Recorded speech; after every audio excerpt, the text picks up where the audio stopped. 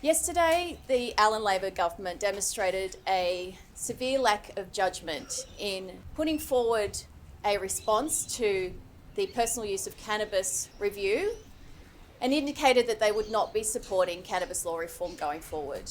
This inquiry was backed by experts, health professionals, and the community support is overwhelming for cannabis law reform. We know that 80% of the community believe that cannabis should no longer be criminalised. Now, if this is a law and order election that the Premier is facing, we would like to see that she should be looking at some of the offences that are victimless crimes. When you are criminalising people for small possession charges of cannabis, police resources can be better utilised elsewhere. After 3 years of working collaboratively with the government to try and formulate sensible drug reform, the government yesterday walked away from that. There was a joint party inquiry, there was a set of recommendations, it was supported by all the parties except the opposition, and the government has walked away from that, including from the recommendations that were endorsed by its own members on the committee.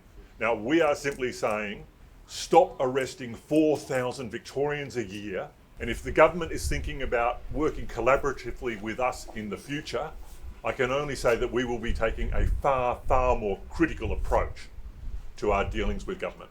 It's very disappointing to see that cannabis, which is a multi-billion-dollar industry in this state, remains the exclusive purview of organised crime.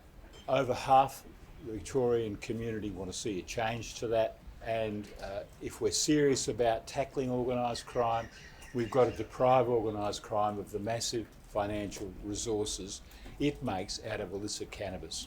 It's time for a change, and to do anything other than what the community is calling for, which is the removal of all criminal penalties for possession and use of cannabis, is a massive failure of public policy. It's time for change.